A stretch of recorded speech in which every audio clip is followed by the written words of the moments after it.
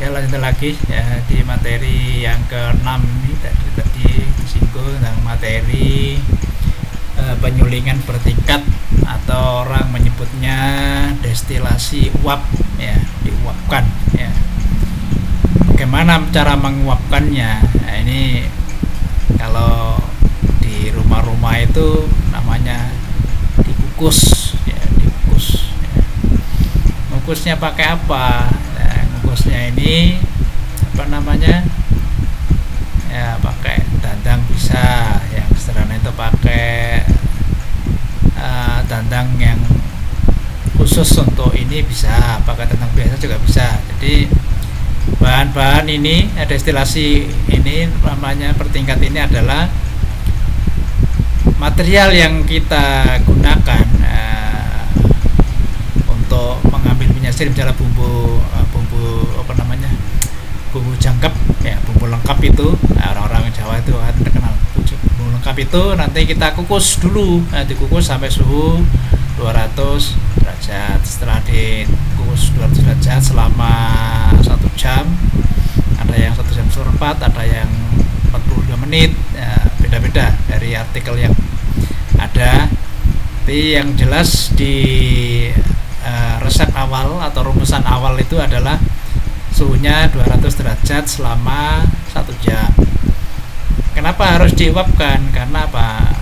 Minyak yang akan dikehendaki atau kondensat yang akan dikehendaki supaya keluar dengan baik itu harus diuapkan dulu, nanti bisa terurai dengan baik ya. Itu. Nah, di sini akhirnya banyak ini dikatakan uap atau dikatakan bertingkat itu karena prosesnya panjang. Nah, yang pertama dikukus dulu, diuapkan dulu, baru nanti di destilasi lagi menggunakan soklet atau yang lain itu. Jadinya lama. Jadi proses ini cukup makan waktu yang lama, hasilnya sama dengan cara yang minggu depan kita bicarakan, cara vakum misalnya, itu beda ya, beda. Jadi ada beda sedikit ya.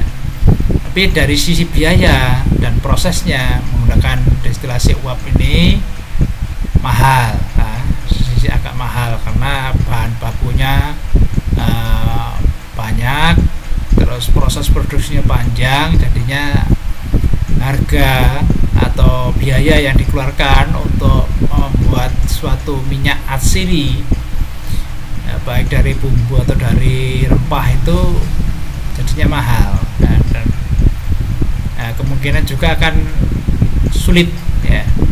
Cuma keuntungannya kalau di sini ini apa namanya, minyak asiri yang diperoleh itu sudah terpisah ya, terpisah dari minyak dengan airnya. Kalau di vakum itu masih ada campuran airnya, berarti membutuhkan alat lagi untuk memisahkan. Tapi kalau yang menggunakan uap ini apa namanya, minyaknya sudah terpisah tanpa tercampur dengan air ya, ada sedikit-sedikit lah, tapi tidak mempengaruhi apa namanya mutu daripada minyak asiri tersebut ya.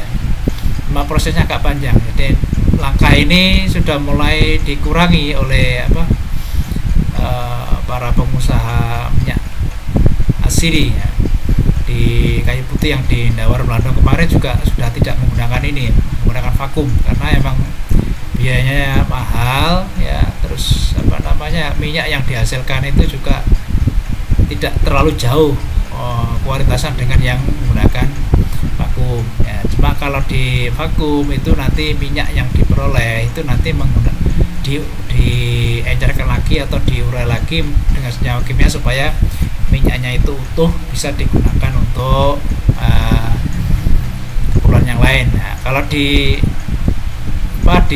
uap ini keuntungannya minyak atau kondensat yang diperoleh langsung terpisah ya, di air sendiri, minyak sendiri. Nah, kalau di vakum itu minyak dan air, uap air dengan minyak asiri itu nyampur, jadi perlu penjernihan lagi ya.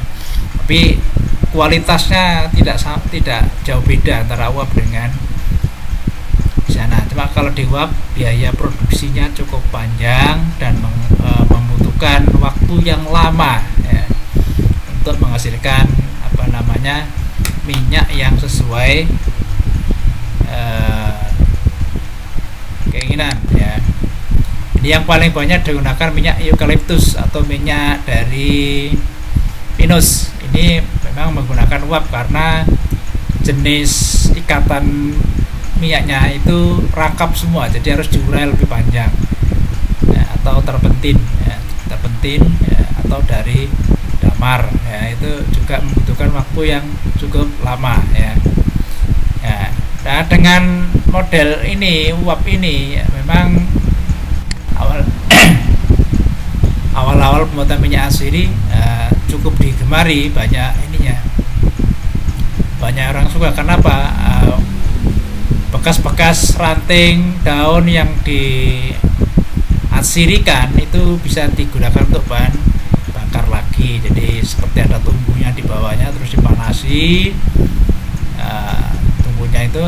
Tunggunya bahan bakunya dari mana? Ya dari pohon daun yang sudah terhisap atau terurai minyaknya dalam proses tadi itu. Nah, kayu-kayunya, dahan-dahannya itu semuanya dimasukkan mesin atau dimasukkan kompornya untuk menghidupkan apinya lagi. Tapi kalau menggunakan vakum tidak, karena vakum bisa menggunakan listrik, bisa menggunakan gas, bisa menggunakan yang lain. Jadi kalau matahari belum ada sampai sekarang ya karena memang kalau menggunakan matahari teknologinya malah lebih mahal ya, di baterainya ya.